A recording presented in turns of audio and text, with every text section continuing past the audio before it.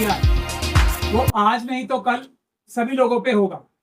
तो हमें बुद्ध विहार में, जो बौद्ध गया में जो हो रहा है अत्याचार, उसके लिए सबको साथ मिलकर कुछ ना कुछ करना चाहिए। लेकिन जैसा आप सब लोग जानते ही हैं, मेरी बात लोग शुरू शुरू में नहीं सुनते, बाद में पछताते हैं, फिर बात सुनने पे मजबूर भी होते हैं। तो वहां क्या इशू है ये आप सब लोगों को पता ही है। महाबोधि जो महाविहार है, वहां जो बुद्धिस्ट समाज की, बुद्ध धर्म की जो सबसे बड़ी आस्था का स्थान है वो बौद्ध गया में, और उसका मैनेजमेंट और कंट्रोल जो बुद्धिस्ट नहीं है, यानी कि हिंदू है, यानी कि ब्राह्मण है, उन लोगों के हाथ में है। उसकी मैनेजमेंट कमेटी में 4 लोग बुद्ध समाज से आएंगे, 4 लोग हिंदू समाज से आएंगे, और जो इलाके के डीएम होंगे, अगर तो वो हिंदू है तो ठीक है, अगर वो हिंदू नहीं है बाई चांस, तो किसी और अधिकारी को, हिंदू अधिकारी को उसका मेंबर या चेयरमैन बनाया जाएगा। ये व्यवस्था है। वही व्यवस्था कहाँ आई? वक्फ बोर्ड में। तो अब समय आ गया है कि 2 रास्ते हैं, और आज मैं ज्यादा कोई जो बातें मैं बार बार बता चुका हूं उसको दोहराना नहीं चाहता।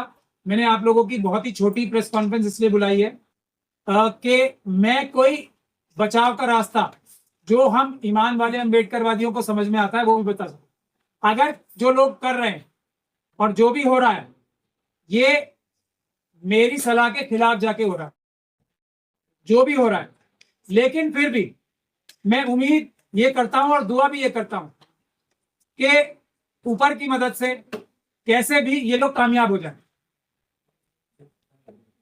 हालांकि एक पूरी तरीके से गलत प्लानिंग से मैं इससे ज्यादा कुछ नहीं बोलना चाहता। आज गलत रास्ते पे जाया जा रहा है। हर वो काम हो रहा है जो वक्त जो ये एक्ट आया है उसको खत्म कराने के लिए कुछ भी नहीं कर पाएगा, जितनी एक्टिविटीज हो रही है। लेकिन फिर भी मैं दुआ और उम्मीद ये करता हूं कि ये लोग सक्सेसफुल हो जाएं। जितनी तेजी के साथ सुप्रीम कोर्ट ये लोग गए हैं, कोई मुआवजा, मिरेकल, चमत्कार हो जाए और स्टे दे दे सुप्रीम कोर्ट इस एक्ट पे। हालांकि मुझे 0% उम्मीद है, लेकिन अगर हो जाए मुआवजा कोई, तो मुझसे ज्यादा खुश भी कोई व्यक्ति नहीं होगा। मैं इससे ज्यादा कुछ नहीं कहना चाहता। लेकिन टीम वही है सारी जिनका रिकॉर्ड 100% हारने का है। आज तक का एक भी केस जो मजलूमों का की तरफ से है ये टीमें नहीं जीती। उसके दूसरी तरफ जो अम्बेडकरवादी हैं, ईमान वाले अम्बेडकरवादी, जिनमें से मैं भी एक हूं, उनका रिकॉर्ड बहुत ही अच्छा है। अगर 100% भी ना कहा जाए तो ऑलमोस्ट 100% कहा जा सकता है। लेकिन कोई वजह है जिस वजह से ये हम लोगों से बात ही नहीं करेंगे, और क्योंकि हम लोग गलत रास्ते पे नहीं जाएंगे।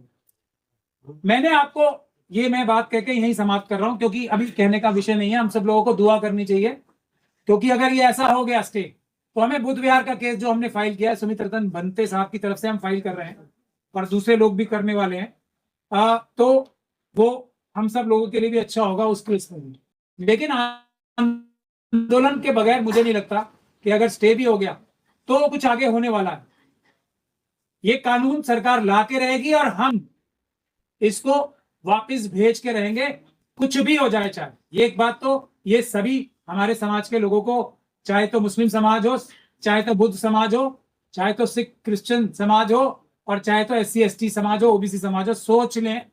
बिल्कुल डरना और घबराना नहीं है। खासतौर पे मैं मुस्लिम समाज से कहना चाहता हूं, ये जितनी पुलिस की कार्रवाइयां हो रही हैं, अगर आपको सही वकील मिलेगा तो ये पुलिस कार्रवाई करने वाले पुलिस के लोग जेल जाएंगे। जो ये नोटिस दे रहे हैं ना आपको काली पट्टी बांधने पे, ये सब अपराध कर रहे हैं। आज नहीं तो कल आपको अच्छे वकील मिलेंगे। ये आप पूरी तरीके से आज नहीं तो कल ये RSS के जो जाल बुना हुआ है ना हमारे अपने लोगों द्वारा, RSS के मेंबर्स द्वारा, वो टूटेगा। तब इंसाफ होगा। बाबा साहब का संविधान और कानून जीतेगा। तब आप तो हौसला रखें। पहली बात ये, और पुलिस अधिकारियों को भी, प्रशासनिक अधिकारियों को मैं बोल रहा हूं बार बार, कपिल मिश्रा साहब का एग्जाम्पल देख लें आप। 5 साल लगे, FIR हुई, पुलिस के अधिकारियों के खिलाफ भी दिल्ली दंगों के लिए एक नहीं, एक आधे दर्जन से ज्यादा एफआईआर हो चुकी हैं। मैं इसीलिए बार बार वार्न कर रहा हूं सब पुलिस अधिकारियों को, संविधान के हिसाब से, कानून के हिसाब से काम करें, संविधान और कानून तोड़ के काम ना करें। आज नहीं तो कल आप जेल जाएंगे, ये मेरा कॉल है, ये याद रखो। तो अब मैं, जिसलिए मैंने आपको तकलीफ दी है, बहुत छोटा सा विषय है। जैसे हम लोग पेपर बैलेट वापस लाने का आंदोलन लड़ रहे हैं ना, उसमें भी यही हुआ था, 50 से ज्यादा सुप्रीम कोर्ट में केसेस आ रहे थे। फिर जब हम लोग अंदर आए तो अब केस जीतने धीरे धीरे शुरू हो रहे हैं। अब मैं ये कह रहा हूं कि दो तरह से होता है। एक तो इस वक्फ एक्ट को, जो जैसे जो मशीनों द्वारा चुनाव होता है, उसके कानून को हम पूरी तरीके से खत्म करा दें। जैसे कि किसान आंदोलन हुआ और कानून खत्म हो गया, जैसे कि वकीलों का भी बिल आया और वो खत्म हो गया, जैसे कि 2 अप्रैल को 2018 को जो शेड्यूल कास्ट कम्युनिटी और सब बहुजन समाज के लोगों ने आंदोलन किया, कुर्बानियां हुई, लेकिन वो एक्ट में बदलाव आया उसको बचाने के लिए, उसकी मूलभूत भावना को। उसी प्रकार से ये भी एक्ट जाएगा। अगर तो ये खत्म हो जाता है, उसके 2 तरीके हैं। पहला, सुप्रीम कोर्ट इसको रद्द कर दे, इसकी एक भी प्रावधान ऐसा नहीं है जो संविधान के खिलाफ जाके ना हो, न्याय और बराबरी के खिलाफ जाके ना हो, एक भी प्रावधान इसमें है ही नहीं ऐसा। तो पूरा का पूरा 2024 का ये जो कानून है ये जाना चाहिए। तो उसकी 2 तरीके, एक तो सुप्रीम कोर्ट करेगा, एक आंदोलन के जरिए, जो मैं आपको बता रहा हूं, जैसे किसान आंदोलन हुआ, बिल वापिस हुए। दोनों तरीके हैं, दोनों तरीके हमें साथ साथ अपनाने पड़ेंगे। मैं बार बार ये बोल चुका हूं, पहले भी बोलता हूं, आज फिर बोल रहा हूं, 80% जो न्याय मिलेगा वो पीसफुल प्रोटेस्ट के जरिए मिलेगा, 20% जो न्याय मिलेगा वो अदालतों के जरिए मिलेगा। तो आंदोलन की हमें तैयारी कर देनी चाहिए, चाहे सुप्रीम कोर्ट में स्टे मिले या ना मिले, आंदोलन की तैयारी करनी चाहिए, पहली चीज।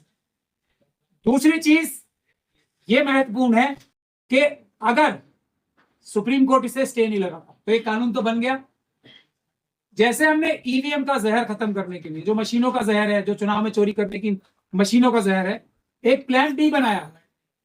ये वक्फ एक्ट का जहर, जो जहरीला कानून जो आया है, उसका जहर कम करने के लिए, उसकी बुराइयां कम करने के लिए, उसकी खराबियां कम करने के लिए भी मैं आप लोगों को एक गुजारिश कर रहा हूं, हर एक डिस्ट्रिक्ट में, हर एक ब्लॉक में, हर एक मस्जिद में, या हर एक जगह जहां भी अम्बेडकरवादी हैं, ये काम करना शुरू करिए। हम सरकारों को, जो ये भ्रष्ट अधिकारी हैं सरकारों के, इस नए कानून के तहत भी उतनी खराबी नहीं करने देंगे, उसका मैं प्लान बताने आया हूं। उसके लिए हमें एक काम करना है। सबसे पहले सन 1920 से लेकर सन 1960 तक, बहुत इंपॉर्टेंट डेट्स हैं ये, सन 1920 से लेकर सन 1960 तक हर एक डिस्ट्रिक्ट जज जो होता है ना, हर एक डिस्ट्रिक्ट का पूरे देश में, उनके पास जो भी बाशऊर लोग हैं, जो भी एक्टिव लोग हैं, उनको जाना है और वक्फ की प्रॉपर्टीज जो रजिस्टर हुई हैं और वक्फ के जितने भी केसेस चले हैं डिस्ट्रिक्ट अदालतों में, डिस्ट्रिक्ट जज के सामने, 1900, एक बार फिर रिपीट कर रहा हूं, 1920 से लेकर 1960 वक्फ के सारी प्रॉपर्टीज उस दौरान रजिस्टर होती थी। कहां? डिस्ट्रिक्ट जज के सामने। जो भी डिस्ट्रिक्ट के जज होंगे तो वहां जाके आपको आरटीआई के माध्यम से या एप्लीकेशन लगा के, लोकल कोई वकील करके, आपको ये सारी वक्फ की रजिस्टर्ड प्रॉपर्टीज की लिस्ट लेनी है, एक चीज, और उसके डॉक्यूमेंट समेत। इसमें थोड़ा बहुत खर्चा आएगा तो आप लोग चंदा करके कर लेना, लेकिन इन सारी कार्रवाइयों से जितनी ये तंजीमें हैं ना जो आज लगी हुई है, सारी सब भाग के सुप्रीम कोर्ट पहुंच गए, जिनके लिए मैं दुआ कर रहा हूं कि जीत जाए वो, उनके किसी भी व्यक्ति को इन्वॉल्व करके मत करना। ये मैं आप लोगों से हाथ जोड़ के निवेदन कर रहा हूं, इनको सबको दूर रखना किसी भी हालत में। ये हमारा प्लान है, ये ईमानदारी वाला प्लान है, इसमें उन लोगों की कोई जरूरत नहीं, ये आप अपने लोकल लेवल पे करना। तो पहली चीज तो ये हो गई, सारे प्रॉपर्टीज जो रजिस्टर्ड है डिस्ट्रिक्ट जजेस के यहाँ, पुराने रिकॉर्ड मिल जाएंगे, आप कोई भी वकील ले जाएंगे डिस्ट्रिक्ट कोर्ट का, पुराने रिकॉर्ड्स मिल जाएंगे आप। और सारे केसेस जो डिस्ट्रिक्ट की अदालतों में हुए 1920 से लेके 1960, इन दोनों डेट्स की वजह, दोनों सालों की बीच की बात करने की एक बहुत बड़ी वजह है, जो मैं पब्लिकली डिक्लेयर नहीं कर सकता, क्योंकि उसमें कुछ राज की बातें अगर मैं बता दूंगा तो उसका सामने वाले लोगों को भी पता लग जाएगा राज। तो ये एक पहला काम। दूसरा काम, जितने भी इसके बीच में जजमेंट्स हुई है वो सारी निकलवाएं आप। ठीक। तीसरी चीज, पुराने से पुराने डॉक्यूमेंट्स, अगर किसी भी वक्त प्रॉपर्टी के खिलाफ कोई भी मुकदमा दर्ज हुआ है, ये पूरे देश के लोगों के लिए बोल रहा हूं मैं, या कोई पुलिस की कार्रवाई हुई है, किसी भी कोई एफआईआर हुई है, कोई मुचलका हुआ है 751 का या जिस भी प्रकार का, वो सारे कागज भी आप अपने अपनी डिस्ट्रिक्ट में सुरक्षित रखें और मेरे ऑफिस में भेजने का काम करें। ये इस बिल का, इस कानून का जो ये गंदा और घिनौना कानून आया है, जिसकी एक ही वजह है कि अडानी, अंबानी, यूसुफ लुलू जैसे लोगों को वक्त की सारी प्रॉपर्टी लूट के दे दी जाए, और कोई वजह नहीं है। तो उसको रोकने में मुझे बहुत मदद मिलेगी। दूसरी बात, जो रेवेन्यू रिकॉर्ड्स हैं पुराने से पुराने, इसमें क्योंकि इतनी खराबी हो चुकी है, हमारे खुद के लोगों ने, वक्फ बोर्ड के लोगों ने खराबी की है, मुझे कहने में कोई गुरेज और परेशानी नहीं है। दूसरा काम, जो पुराने से पुराने आपके डिस्ट्रिक्ट के रेवेन्यू रिकॉर्ड की कॉपी है, सारी की सारी रेवेन्यू रिकॉर्ड्स की कॉपी, सारे डिस्ट्रिक्ट की सारी, ये नहीं देखे कौन सी वक्त प्रॉपर्टी है नहीं है, इसमें भी थोड़े पैसे खर्च होंगे, उसकी सर्टिफाइड कॉपीज निकालें आप। दूसरी इंपॉर्टेंट काम, पुराने से पुराना और आज तक रेवेन्यू रिकॉर्ड्स की कॉपियां निकाल दी आप। तीसरा काम, जितने भी गजट हुए हैं, गवर्नमेंट गजट हर एक स्टेट में वक्फ के, उसकी सारी कॉपियां निकाल के रखनी है। ये तीसरी चीज हो गई। चौथी चीज, जो एक और महत्वपूर्ण चीज है, जितने भी नहीं, तीनों चीजें हो गई। रेवेन्यू रिकॉर्ड भी मैंने बता दिया आपको, 1920 से लेकर 1960 तक भी बता दिया, और जितने भी केसेस वगैरह हुए हैं वो भी बता दिया।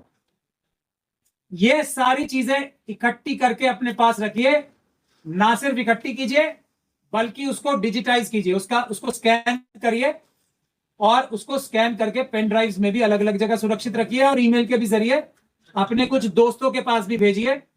ये काम आज से शुरू हो जाना चाहिए। हम देखेंगे कि ये जो नुकसान करने की साजिश बनाई है ना इस आरएसएस और बीजेपी की मनुवादी मानसिकता ने, इसको रोका कैसे जाएगा। इसी कानून के आगे इतनी हम कानूनी दीवारें खड़ी कर देंगे कि लूटमार नहीं हो सकेगी। मैंने बुनियादी तौर पे इसीलिए आपकी ये प्रेस कॉन्फ्रेंस बुलाई थी कि हौसला, हिम्मत नहीं छोड़नी है। अभी असली लड़ाई शुरू ही नहीं हुई है, अभी तो ये नूरा कुश्ती हो रही है। मेरे हिसाब से असली लड़ाई होनी है और उसमें जीत हमारी होनी है। मैं फिर एक बार रिपीट कर रहा हूं, अगर ये कानून आएगा तो ये कानून जाएगा भी, ये मेरा कॉल है। और ये कानून आया है तो ये कानून गया भी होगा एक दिन, ये मेरा कॉल है, ये ईमान वाले अम्बेडकरवादी का कॉल है। अब दूसरी बात यह है कि हम बहुत जल्दी पटना जाएंगे और बुद्ध विहार और जो बोध गया का बोधि महाविहार जो है उसका आंदोलन, और वक्फ का जो दोनों एक्ट है ना, एक क्या है, एक बीटी एक्ट है, बीजीटी एक्ट है एक्चुअली, तो वो भी गैर कानूनी, गैर संवैधानिक है 1949 का, वो भी वापस लो, और ये 2025 का वक्फ एक्ट भी वापस लो। ये आंदोलन बिहार की धरती से शुरू होगा, बहुत जल्दी होगा। मैं अगले आने वाले बिहार पटना जाऊंगा, वहां पे हम ये आंदोलन शुरू करेंगे, लेकिन दोनों समाज मिलकर शुरू करेंगे। और मेरी गुजारिश और बातचीत भी सिख समाज से भी, पॉन्टा साहब, पटना साहब वहां पे है पास में ही, सिख समाज के लोग भी 99% हमारे साथ जुड़ेंगे, और क्रिश्चियन समाज के लोग भी जुड़ेंगे, क्योंकि आरएसएस ने उसका मुखपत्र है ऑब्जर्वर, उन्होंने बता दिया है, और मुझे बहुत हंसी आ रही है इस बात पे कि उन्होंने बता दिया है कि अब जो है ना, ये वक्फ की प्रॉपर्टी से ज्यादा जो है क्रिश्चियंस की प्रॉपर्टी है। इतने ईमानदार लोग हैं आरएसएस और बीजेपी के, तो क्रिश्चियन समाज भी हमारे साथ आएगा। लेकिन जो हमारा अम्बेडकरवादियों का तरीका है, सभी लोग, बुद्धिस्ट लोग, और सबसे पहली जिम्मेदारी हमारी है कि वो बीटीए एक्ट जाएगा, बुद्धिस्ट टेम्पल एक्ट जो है ना, वो बोध गया टेम्पल एक्ट, वक्फ फैक्ट से भी पहले हमारा पहला टारगेट है, क्योंकि वो हमसे पहले से उसमें गड़बड़ हो रही है, 1949 से गड़बड़ हो रही है। तो जिसका नुकसान सबसे ज्यादा हो रहा है उसका सबसे ऊपर रखा जाएगा, लेकिन ये वक्फ एक्ट भी जाएगा और बीजीटीए एक्ट भी जाएगा, दोनों का कंबाइंड एजिटेशन शुरू होगा बिहार से ही। और नीतीश कुमार जी हम आ रहे हैं, तैयार हो जाइए अपनी पूरी ताकत लेके। और जितने उनके एजेंट्स भी है ना, जो पुलिस उन्हें बहुत जल्दी मिल जाती है इमारत शरिया पे जाके हमला करने के लिए, वो अपनी सारी पुलिस को भी तैयार कर लें, पुलिस के सारे भ्रष्ट अधिकारियों को। हम आ रहे हैं बिहार, अब आंदोलन वहीं से होगा, लेकिन ये 80% का आंदोलन है, 20% के लिए हम कानूनी केस भी डालेंगे, अच्छा केस डालेंगे, लेकिन ये गजट नोटिफिकेशन हो जाए, सही टाइम पे डालेंगे। तब तक हम दुआ कर रहे हैं कि ये लोग कामयाब हो जाएं। अब आपके पास अगर कोई सवाल है तो पूछ। मौलाना अरशद मदनी कह रहे हैं कि प्रोटेस्ट करने की जरूरत नहीं है, न्याय पे भरोसा रखे। हर वो इंसान जो आपको पीसफुल प्रोटेस्ट करने से, जो आपका सबसे बड़ा संवैधानिक हथियार जो तरीका है उससे रोकता है, तो वो आरएसएस का मेंबर है। उनके बारे में मैं और कुछ नहीं कहना चाहता। आज वो एक आरएसएस के मेंबर हैं। उन्होंने अपनी जो संस्था है, इतनी जितने उनके बुजुर्गों ने कुर्बानी करके जो इतनी मेहनत करी है ये जमीयत उलमा हिंद के को बनाने में, जिसके 2 हिस्से भी कर दिए चाचा भतीजों ने, तो वो आरएसएस के मेंबर हैं। उनके लिए मैं कोई टिप्पणी नहीं करना चाहता। हजरत अली का कॉल है, मैं सारे हजरत अली के मानने वालों को, और मुझे नहीं लगता कोई भी ऐसा इंसान होगा जो हजरत अली का कॉल नहीं मानता होगा। आजमाए हुए को आजमाना मोमिन का काम नहीं है। अरशद मदनी साहब और ये जितनी भी टीम वहां जा रही है, अब आपने मुझसे सवाल पूछ के फिर वो बात कहलवा ली, वही टीम है जिसको आप बार बार, एक बार नहीं बहुत बार आजमा चुके हो, और हर बार आपके हाथ नाकामी लगी है। तो बात मत कीजिए, मैं दुआ ही कर सकता हूं कि कोई मुआवजा हो जाए, वो लोग हारने के लिए जाएं और जीत जाएं, ऐसी दुआ मैं करता हूं। तो जितनी उम्मीद की जा रही थी वक्त बिल के आने के बाद की सड़कों पे हंगामा हो जाएगा, एकदम शांत हो गए लोग, क्या बात है? जब प्लानिंग ही यही थी, ये सारी तंजीमें, मैं फिर आप मुझसे गंदी बात कहलवा रहे हो बार बार, मत वो लोग है ना, मैं तो मुआवजे की जाके उल्टी बहस करें, ये बर्बाद करें केस को, लेकिन ऊपर से कोई मुआवजा अभी तो मैं क्या, उन लोग मिले जो सड़कों पर नहीं आए, जिन्होंने नहीं आने दिया, एक ही है, वो ज्यादा फर्क नहीं है, वो एक ही टीम है। जो नहीं आए और जिन्होंने नहीं आने दिया वो एक ही टीम है, आवाम। मुझे पूरा भरोसा है इस देश में एक भी घर ऐसा नहीं होगा इस वक्त जो सड़कों पे नहीं आना चाह रहा होगा। यही लोग हैं जो ये पुलिस प्रशासन के भ्रष्ट अधिकारियों को जाके ये सब हरकतें करा रहे हैं कि तुम ये कर लो, आगे तो हम लोगों को डरा के रखेंगे। लेकिन डरना नहीं है, आंदोलन होगा, ये मेरा कॉल है, और जिसको कुछ करना है कानूनी कार्रवाई मेरे साथ करे। मैं आंदोलन के लिए बोल रहा हूं, चाहे योगी जी की पुलिस हो, चाहे अमित शाह जी की पुलिस हो, ये आंदोलन होगा, ये पीसफुल आंदोलन होगा, दुनिया की कोई ताकत नहीं रोक सकती। मेरे कॉल पे होगा, जिसको हमला करना है मेरे ऊपर है सबसे पहले। मेरी ये गुजारिश है या फिर चुनौती है, क्या समझ नहीं, ये हमारे संवैधानिक अधिकार जो हैं। देखिए, बाबा साहब डॉक्टर भीमराव अम्बेडकर का संविधान बचाने के लिए सिर्फ भाषण नहीं देना पड़ेगा, कुर्बानी देनी पड़ेगी, और उसका सबसे बड़ा तरीका भी बाबा साहब ने दिया है। संघर्ष करो, है ना, शिक्षित बनो, संगठित बनो, उसके बाद संघर्ष करो। संघर्ष किसने, बाबा साहब ने बताया ना, तो ये हमारा तरीका है। संघर्ष होगा, पीसफुल प्रोटेस्ट होगा, दुनिया की कोई ताकत नहीं रोक सकती। मैं आह्वान कर रहा हूं, और जो आपको डरा रहे हैं वो उनको आप समझ लो, वो वही है, आरएसएस के लोग हैं। उनसे क्या उम्मीद करते हो? सर, एक सांसद कह रहे हैं कि अगर शाहीन बाग जैसा माहौल बना तो जलियांवाला बाग भी बन जाएगा। देखिए, वो बॉलीवुड, वो आप संजय निरुपम की बात कर रहे हो। संजय निरुपम साहब, मैं उन्हें अच्छे से जानता हूँ। जब वो कांग्रेस में थे तो मेरी भी बहुत चमचागिरी करते थे वो। सच में बता रहा हूँ मैं आपको कि मुझे अहमद पटेल साहब से मिलवा दो, फैक्ट है। तो तब तो ये करबला वाला कांड नहीं हुआ था ना, तब तक तो अहमद पटेल साहब से मेरे बहुत अच्छे ताल्लुक थे। तो वो आरएसएस और बीजेपी को ऐसी ऐसी बंदी बातें कहते थे जो शायद हम लोग भी नहीं कह पाएंगे। इतनी गंदी गंदी गालियां देते थे आरएसएस और बीजेपी को कि मैं बोलता था, निरुपम भाई ऐसे क्यों बोलते हो? हम एक संवैधानिक लड़ाई लड़ रहे हैं उनसे, हमारी तो एक वैचारिक लड़ाई है, संवैधानिक लड़ाई है, लेकिन वो इतनी गंदी गंदी गालियां देते थे उन्हें। तो वो तो एक एक्टर है। अब वो इस तरफ वाले प्रोड्यूसर की फिल्म में तो अच्छी से अच्छी एक्टिंग करके दिखाएंगे, जब वो इस तरफ थे तो इधर से बड़ी अच्छी एक्टिंग करते थे। वो तो एक प्रॉपर प्रोफेशनल पॉलिटिशियन है ना। जिस तरफ भी रहेंगे वो बेस्ट परफॉर्मेंस करने की कोशिश करते हैं। तो अभी उनके पास सुपारी और एजेंडा वो है, तो वो उसी बारे उनकी बातों पे ज्यादा ध्यान मत दो।